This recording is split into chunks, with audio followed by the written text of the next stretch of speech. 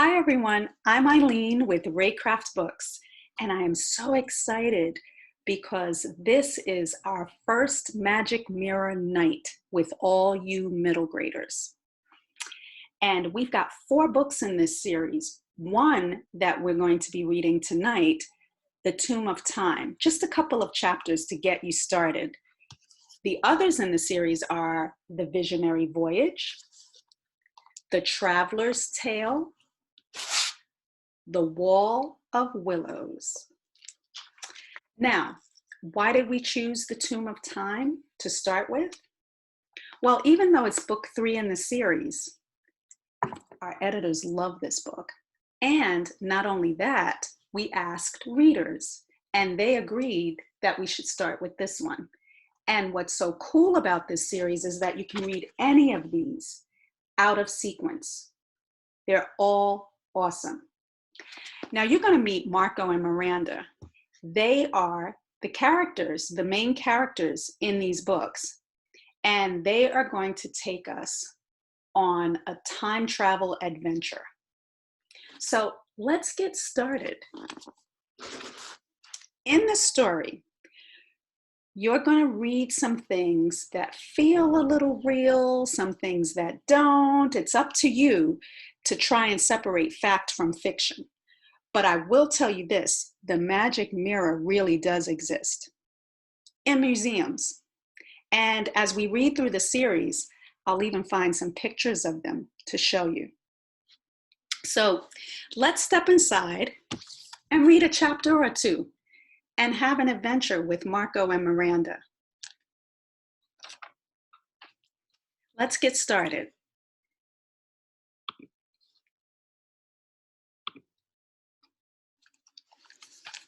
The Tomb of Time.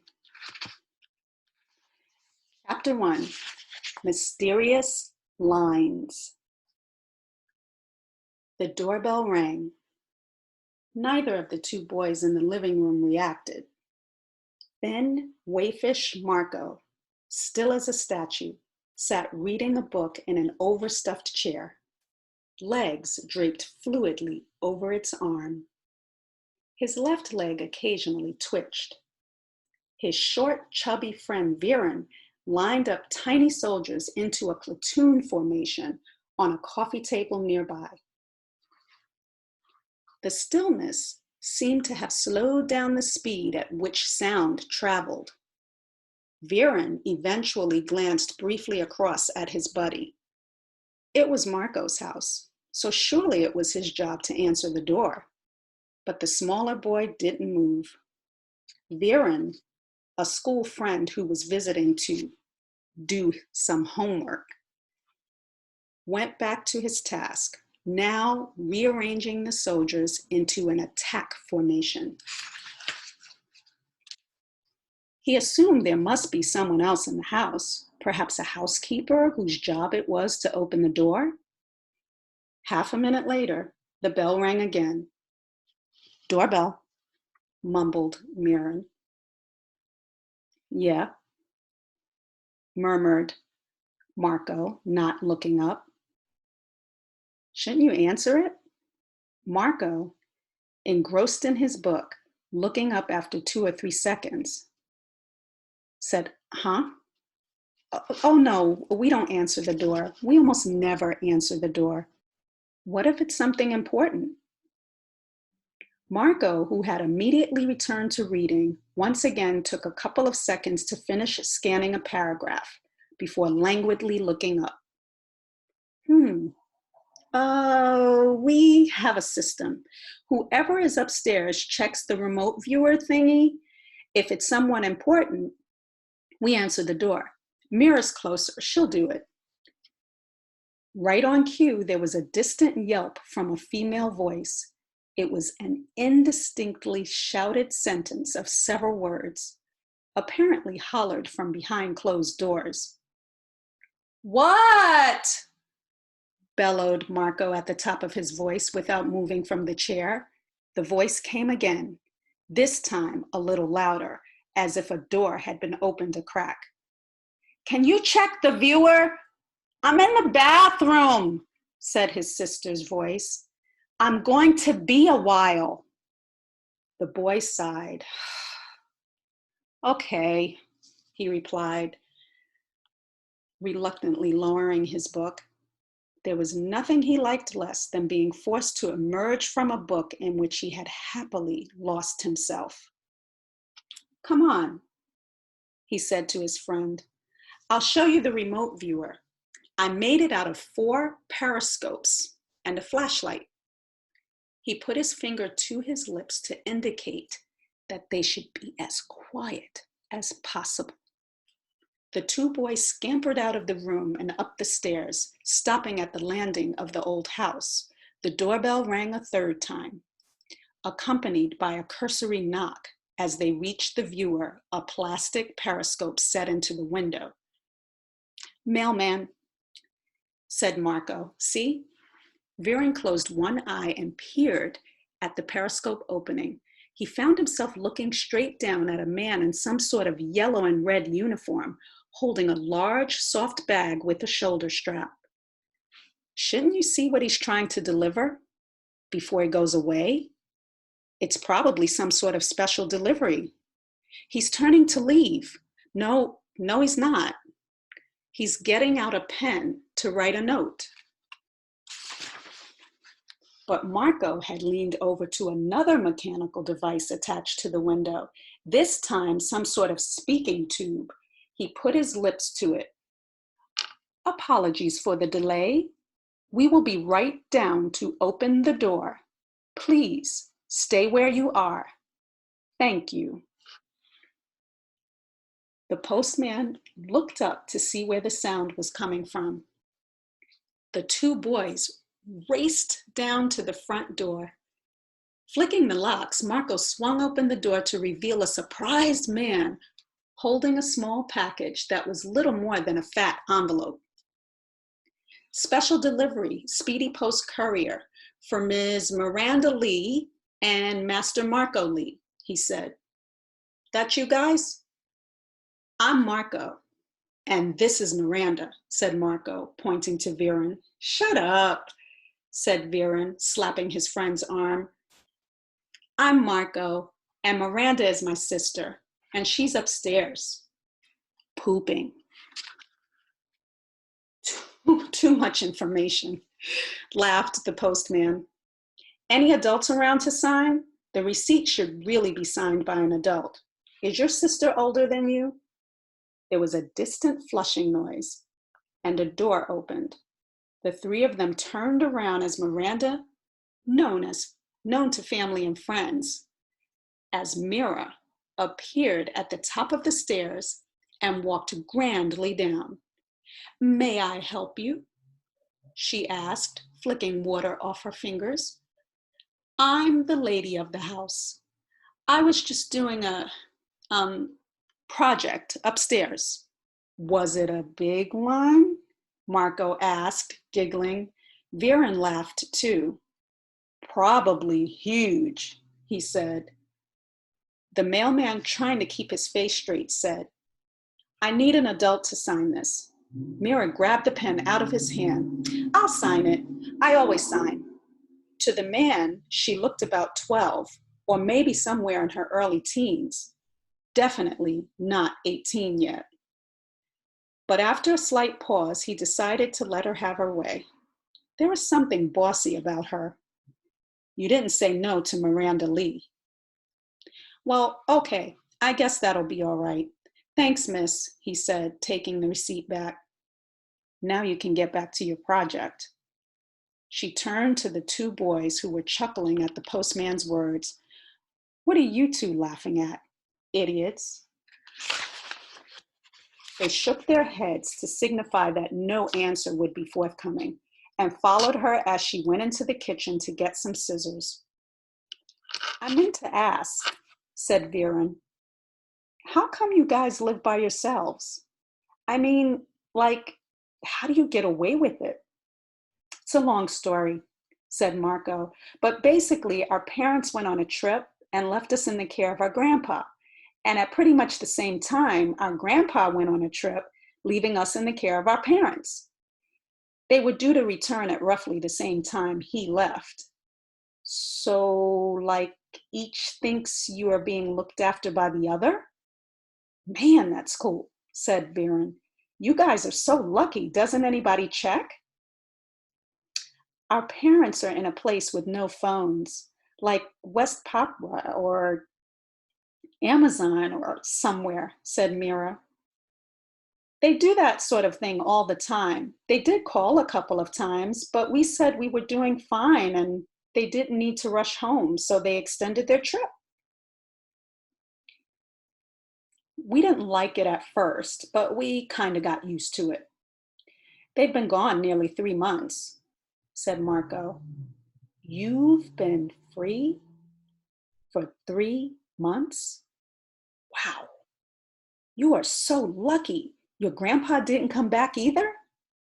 While Mira got the scissors from a drawer, Marco explained. Grandpa used to be a historian. He's supposed to have retired, but he never stops. He goes around exploring and collecting old stuff. He's always on the road, and he's not a cell phone sort of person. He writes letters and sends packages instead. Like this one? Yeah, said Mira, the tip of her tongue protruding from her mouth as she carefully snipped open one side of the package. It's from him, for sure. I can tell by the writing. She pulled out a letter. Another piece of paper fluttered from within it. Marco grabbed it. It's a poem, he said, surprise in his voice. Is that it? Said Viren, disappointed. A letter and a poem? Before they could answer, there came the sound of a car honking. Viren went to the window, recognizing the sound. It's my mom, he said. I gotta go. He ran back to the room where they had been sitting to get his backpack. Less than a minute later, he was in the car and driving off. Marco stood outside and waved to him.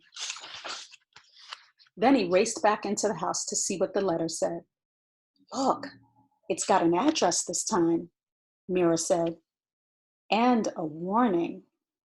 Grandpa says that he wants us to take the magic mirror somewhere, but he says we need to be careful, as there will be some highly dangerous people about. Marco, who was nervous by nature, shivered. He didn't like the sound of that. To distract himself, he looked at the poem. What's it say? His sister asked, looking over his shoulder. He showed it to her. A baffling title stood over a piece of poetry just 4 mysterious lines long. The title said Fast Ag, Changeable, 11. The poem, This beauty treatment makes you ugly. This medicine will cause your death. Think of a metal firm as water. The mirror shows your final breath. What do you think it's about? Mira asked. It's kind of gruesome. Although she was older than her brother, he was an avid reader of everything he could get his hands on, and she thought he had more chance of deciphering this message than she had.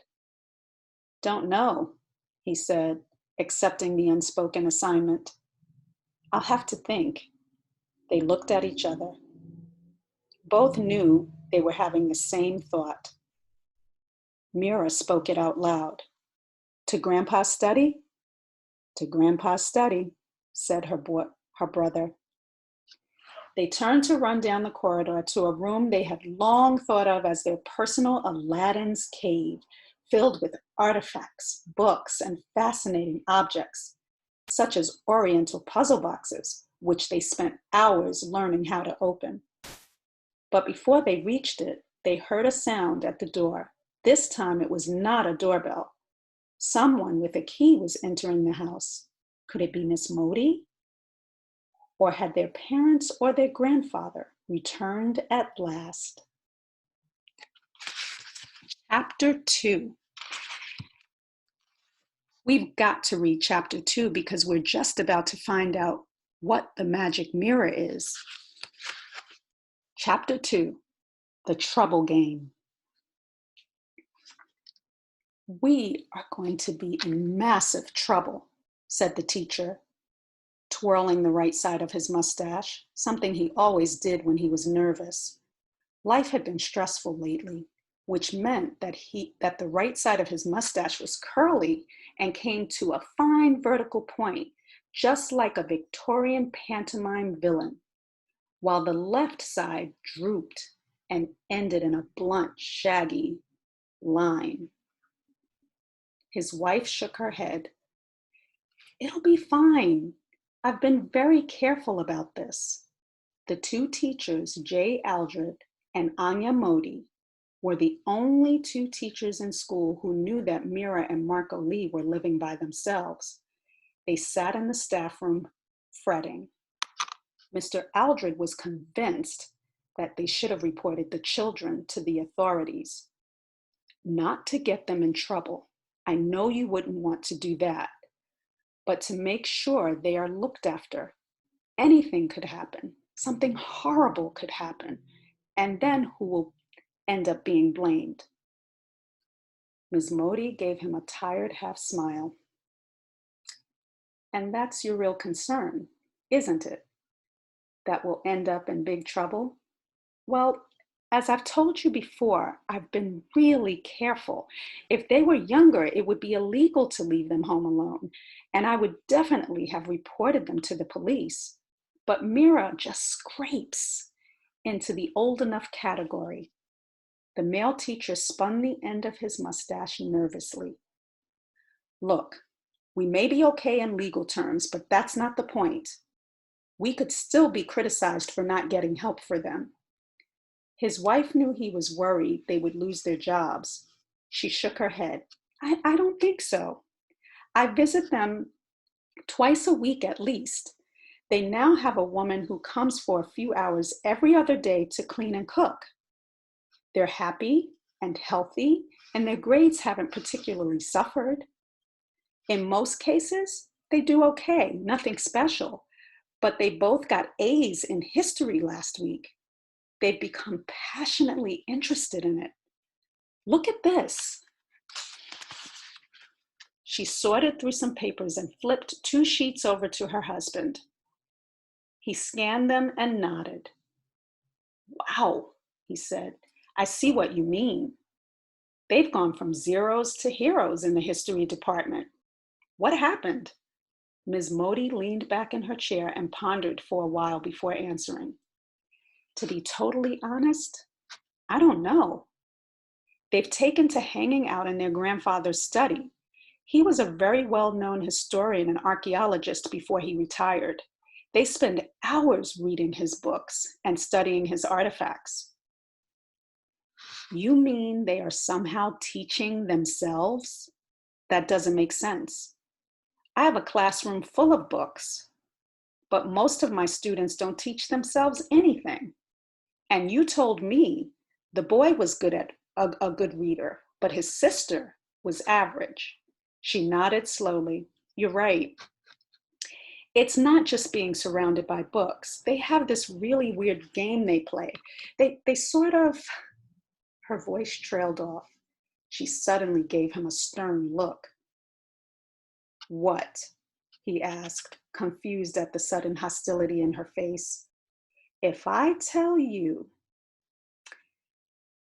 can you take off your super skeptic hat for a moment and don't make fun of me for half believing what they tell me? Me? Make fun of you? Would I ever do such a thing? Yes, she said, at least once a week. Tell me, he said with a half apologetic look. She leaned forward and joined her hands together.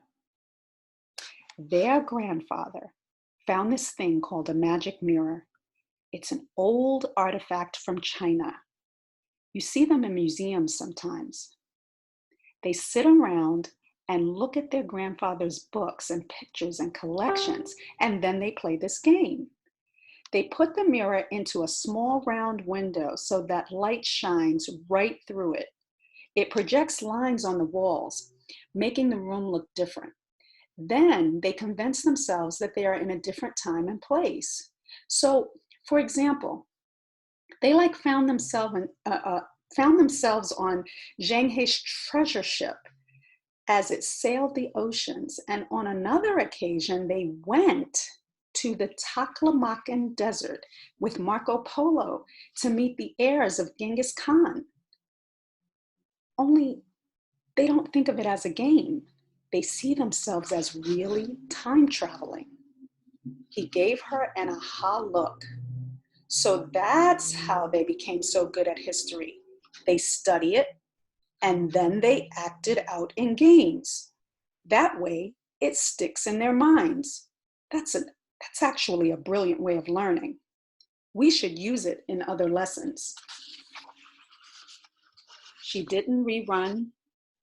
She didn't return his smile, but just looked thoughtful. Now he was puzzled. What? She looked at him without replying. He continued, are you saying that they're not acting? That the magic, the mirror, really is magic in some way? You don't believe in time travel, do you? She thought for a moment before shaking her head. No, of course not. It must be some sort of imaginary game. But she spoke with a curious lack of conviction. We ought to use the same method in school more. Get the history classes to act out the periods of history they're studying, her husband said. She gave a single nod. Still thoughtful. What is it? He asked. There cannot be any other explanation, surely. As you say, there can't be any other explanation.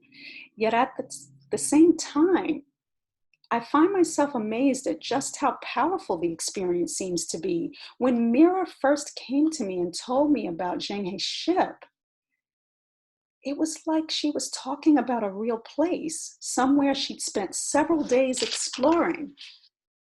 It just means she has a great imagination. Marco is a book addict. I would expect him to have a great imagination, but Mira is not much of a reader. I can't work out where she gets all the details from. And there's something else too. He had never seen her so puzzled. What? She pulled from her papers a sheet of paper showing a picture of an ancient metal disc with scalloped edges. Chinese pictographs were finely etched on it. The magic mirror itself intrigues me. I mean, with my educator hat on. He looked at the picture. It looks like a metal shield of some sort. She agreed. But it has a lot of strange qualities. First, you can polish it up and use it as a normal mirror, getting a reasonable sort of reflection. But if you hold it up to the light, so they say, the sun shines right through it, or the moon, in the case of the kid's mirror. It must be a very fine, thin metal. So you'd think, but no, it's a fairly solid, thick metal. They're surely made of bronze. Scientists think it is made in such a way that there are tiny invisible openings through which light flows, maybe at a molecular level. That's a bit weird. That's not all that strange. There are markings on it. So when a bright light shines through it, the markings are projected onto the walls. She paused for effect. And, he prompted her, in several cases, scientists have found the markings projected on the walls don't match the markings on the surface. It's a mystery. He sat back in his chair and knotted his fingers together. That does sound deliciously weird, he said. I do love a touch of magic with my afternoon tea. They spent a few minutes in silence, with J. Aldred looking at the papers on magic mirrors his wife had collected. When the bell rang, she scooped up the papers and patted them into a neat stack. "I've made up my mind," she said. "I'm going to go see Mira and her brother tonight. Or you can do it if I can't get out of visiting my grandma. We're not going to report them to the authorities, but I'm going to insist that they report themselves to some responsible guardians before the end of this week. Not the police or social workers, but family members. There must be an aunt or a sister-in-law or a family of cousins or someone who can take responsibility for them. Maybe just a neighbor." The other teacher agreed. "Good idea. It's not right for you to take so much responsibility on your shoulders." They walked towards the door of the staff room. "What have you got this afternoon?" he asked. She wrinkled her nose to make an expression of distaste. "Something pretty horrible," she said. "We're doing an art project supporting the Asian History Unit. It's basically looking at the first emperor of China. Brutality, madness, mass murder. I have a departmental staff meeting. Pretty much the same." Thank you for joining us on Magic Mirror Night. And I'll see you tomorrow for the next chapter or two as we follow Marco and Miranda on this adventure. Bye-bye.